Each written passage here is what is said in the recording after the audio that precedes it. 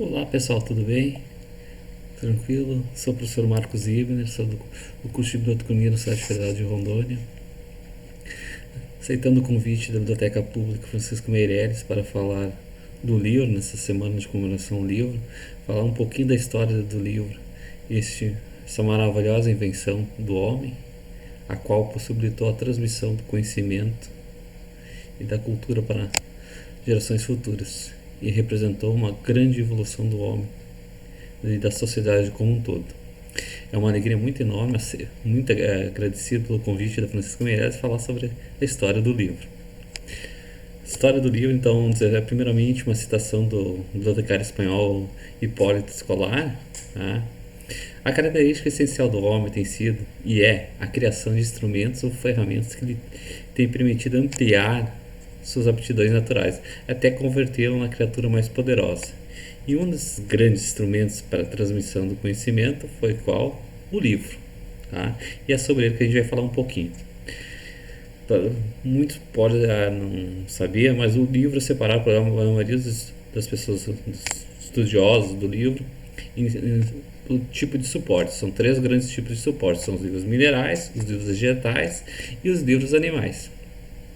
Em relação aos livros minerais, eles podem ser desde as pinturas rupestres, creio que todos vocês viram nas aulas de história lá, as pinturas rupestres. Tem os livros feitos em pedra, barro, que são esses tijolinhos de barro famosíssimos, que eu vou falar um pouquinho mais para vocês, que inclusive onde surgiu a primeira biblioteca, de chumbo, ouro e bronze. Já em relação aos livros vegetais, tem o papiro, famosíssimo na antiguidade, a Biblioteca de Alexandria é o maior exemplo desse suporte. A madeira, essa madeira possibilitou, né, e o pano, a criação de quem? O papel. Então, esses são livros de tipo vegetais. Tá? O couro, o pergaminho, tá? E até intestino de serpente serviram também para a feitura de livros animais. Desta forma, vamos lá, o primeiro grande suporte considerado da escrita após as pinturas rupestres, que é claro, que é as tabuinhas de argila. Eles foram feitos na região da Mesopotâmia por volta de 3.000 anos antes de Cristo. Região Mesopotâmia, para quem não conhece, é o atual Iraque, ali entre o rio Tigre e Eufrates. Então, esses livros de tabuinhas de argila, eles eram feitos na escrita cuneiforme, tá?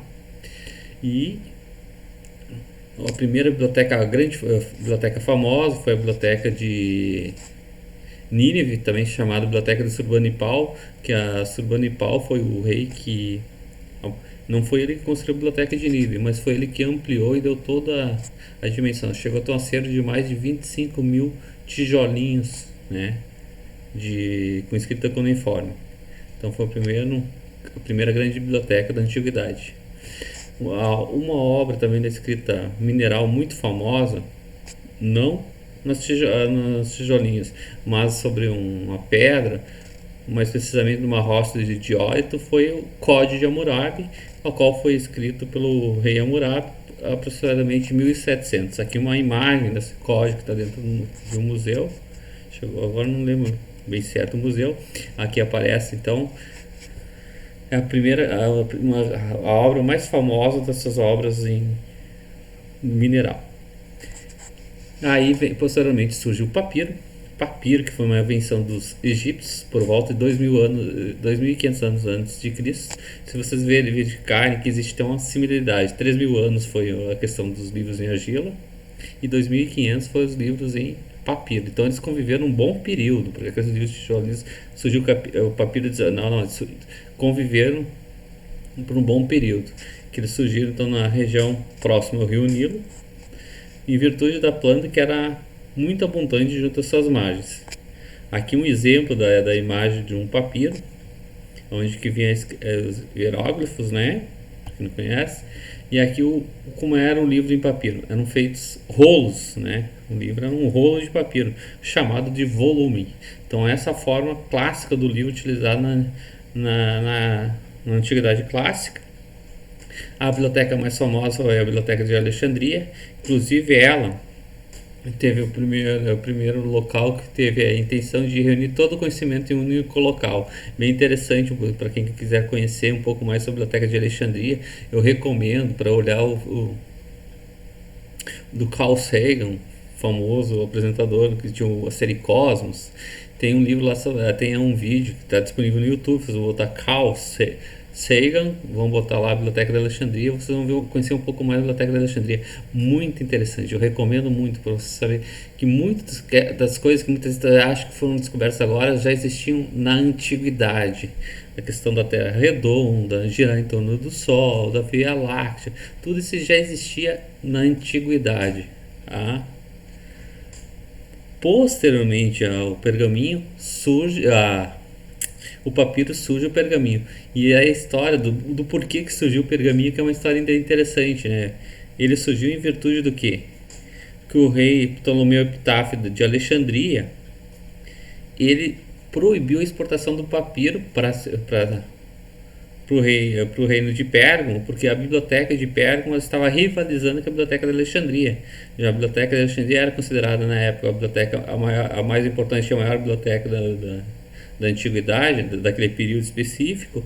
Então o rei Pérgamo criou a sua própria biblioteca e ela estava tentando competir em tamanho, importância e relevância com a biblioteca de Alexandria. Desta forma, o rei Ptolomeu Epitáfio ele mandou proibir a exportação de papiro. Desta forma, então, o rei Eumênio II, o rei de Pérgamo, mandou que fosse pesquisado, descobriu um novo suporte que viesse substituir o papiro. E aí que surge o pergaminho que surge de quê? De pele de animal, precisamente mais era de cabras, carneiros ou ovelhas. Também era na forma de volume, rolos, tá? Então, e o nome pergaminho porque o local onde foi criado, então foi na cidade de Pérgamo, que essa cidade de Pérgamo hoje estaria localizado no que a gente conhece pelo reino de Pérgamo, seria a atual Turquia, tá? E uma interessante, o pergaminho, em virtude dele ser muito mais maleável e mais resistente que o papiro. O papiro, para quem não conhece, é uma folha bem seca, é muito fácil de quebrar. Tem isso, em virtude disso também, e também altamente assim, fácil de queimar também. Isso é um dos motivos, inclusive, da Biblioteca de Alexandria. Então, sempre quando havia guerras, quando se invadia, o primeiro local que a equipe vencedora invadia, destruía, era a biblioteca, que aí se destruía a memória daquela população, daquele povo, daquele reinado. Então, a Biblioteca de Alexandria sofreu inúmeros incêndios e o papiro, um suporte altamente inflamável. O pergaminho, em virtude de ser mais maleável e mais resistente, ele possibilitou a criação do quê? Dos códex, que são literalmente o embrião do livro, do formato que a gente conhece, página por página, de dobrar e tal. Foi através do pergaminho que criou esse formato. Aparece a imagem ali, foi através dos pergaminhos. E dos pergaminhos que é aquelas famosas imagens que a gente conhece, dos monges copistas que copiavam um livro para o outro. Então, para ter um livro, muitas vezes tinha 4, 5 exemplares, o quê? Foram 4, 5 exemplares copiados à mão por monges copistas.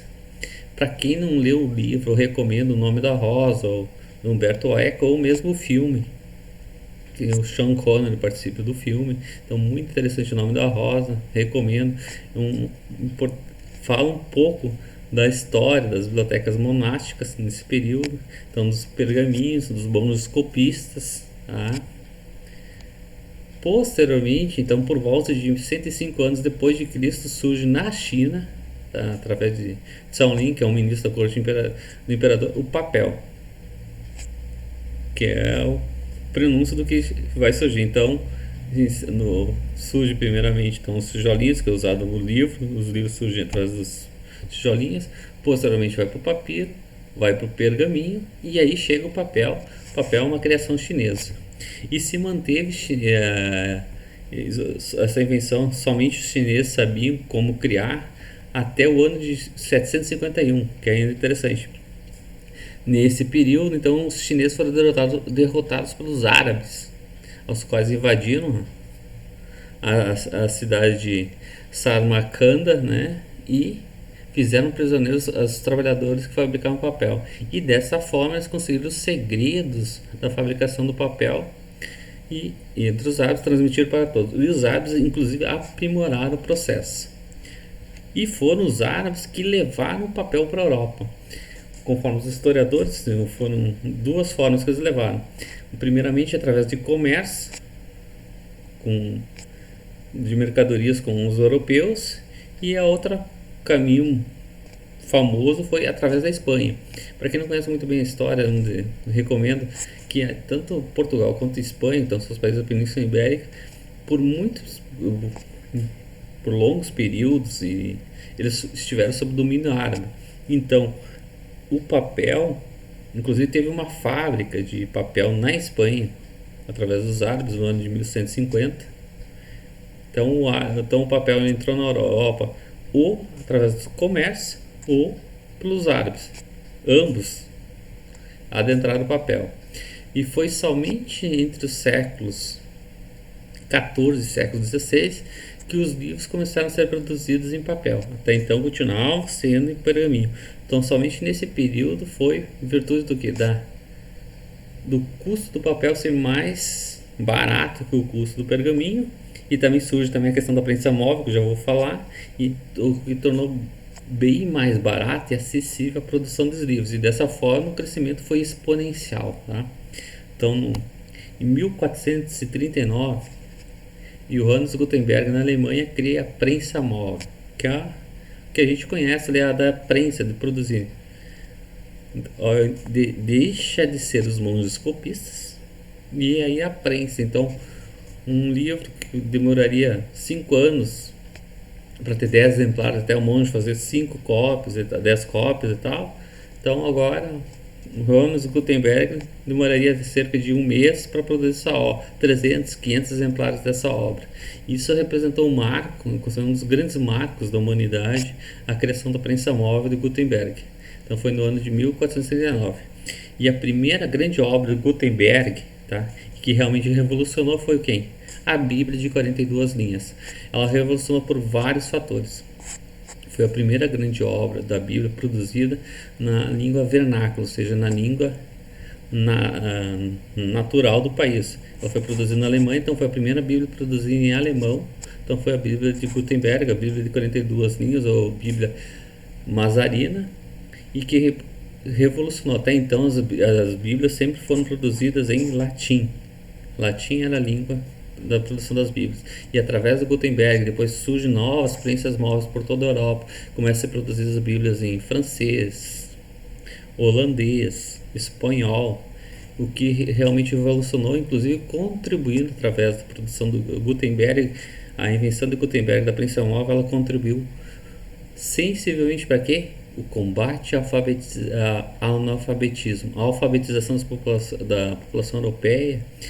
A grande alfabetização é resultado da criação da prensa móvel de Gutenberg. Outra grande contribuição de Gutenberg, o combate ao analfabetismo.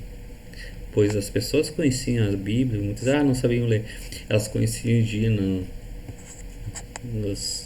na missa em latim. Aí receberam a Bíblia, então elas tem vários livros bem interessantes falando sobre esse processo de alfabetização da Bíblia. Não lembro nenhum agora nesse momento, mas eu recomendo, se você procurar na internet você vai encontrar, bem simples assim, tá?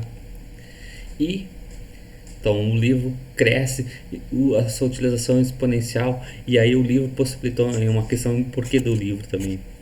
O livro ele possibilita a transmissão do conhecimento, e quando através do papel o custo fica menor, então começa a surgir as grandes bibliotecas, deixa de ser somente as bibliotecas monásticas, através dos monges copistas, então passa a existir bibliotecas particulares, passa a existir a biblioteca pública, bibliotecas universitárias, e aí o conhecimento, a produção do conhecimento, uma explosão informacional que a gente fala, vindo a culminar com isso aí. Então em virtude, se a gente pegar as invenções, todas elas surgem através ali, começa com o iluminismo originado, sempre, uma das coisas que sempre se fala, a questão do livro, através da prensa móvel, é um dos pilares do movimento iluminismo, da revolução científica. E a gente chega até ao final dos anos 2000, do século XX, início do século XXI, com a implantação dos e-books, isso mesmo, os livros digitais. E é que logo que surgiu, muitas vezes se falou que o e-book viria para substituir o livro em papel, o que de fato realmente não ocorreu. Poderá vir a ocorrer, mas vai demorar, tá? É um processo muito gradativo. Se vocês lembram, assim, como comentei ali, quando surgiu o papel, então a utilização do papel para a produção de livros entre o século XIV e XVI, ou seja, foram 3 séculos até a substituição do pergaminho pelo papel. Então do e-book não é um processo assim, logo no início. Eu lembro muito bem, além de ser professor, eu fui bibliotecário durante 17 anos numa biblioteca universitária. Agora não vai ter mais precisar dos livros papéis, basta livros digitais. A questão não é tão simples. O livro digital muitas vezes requer uma tecnologia apropriada, um suporte necessário que o livro papel não precisa. Então o e-book precisa, esse livro digital, esse e-book precisa dessa tecnologia, o que torna muitas vezes o custo muito alto, porque sempre que se falava do livro digital dizia, vai ter um custo bem menor que o livro em papel. Só que na prática não é isso que ocorre. Então o e-book, e ainda a versão que a gente tem disponibiliza muitas vezes é uma versão digitalizada da versão papel. Então ele ainda não oferece tudo aquele arcabouço de recursos quando foi da sua criação, que seriam livros com muitas vezes tutoriais, livros que poderiam ter notas de rodapé com a voz do autor, explicando, dando detalhes, apresentando exercícios, tudo através do livro digital. E o que a gente vê na sua maioria das vezes, esse livro digital, que é uma versão digital, como se fosse escaneado uma versão papel. Então, somente quando vir agregado um monte de recursos, além do livro, diferentes do livro papel, aí o e-book poderá ter o seu crescimento. Enquanto, pessoal, a gente continuar com essa versão somente uma versão digitalizada, é o que está acontecendo hoje. Fazem 5 anos que o livro mais vendido são os livros em papéis. Os livros digitais, houve aquela explosão no início do século XXI, posteriormente foi caindo, as vendas caindo, e nos últimos 5 anos os livros mais vendidos são os livros em papel. Tá? Então os livros digitais, enquanto não agregar serviços, novos recursos para o usuário, que tragam um benefício para o usuário, o livro papel. E isso a gente vê também nas bibliotecas públicas, então, que trabalham bastante com literatura, então vai demorar mais ainda.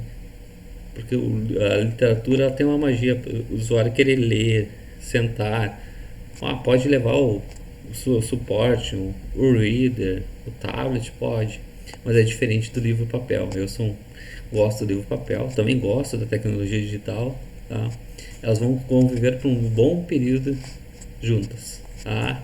Então, pessoal, aqui o Chartier, inclusive o grande historiador da estudo dentro da nossa área, Roger Chartier, considera que estamos hoje vivendo a terceira grande revolução da história do livro. A primeira foi quando houve a passagem do rolo, do volume para o códice, o códex, né? Ao invés de olhar em rolo, então a gente pode passar folheando. Isso foi a primeira grande revolução da história do livro. A segunda, quando houve a invenção da prensa móvel por Gutenberg, o que possibilitou então uma maior reprodução do texto. E a terceira que a gente está vivendo agora, a revolução digital, tá? Então, novamente, isso aqui é um pouquinho da história do livro, de maneira reduzida, até para não ficar tão extenso o vídeo. Agradeço novamente a Biblioteca Francisco Meireles, dentro das comemorações da Semana do Livro, esse convite para falar um pouquinho da história do livro.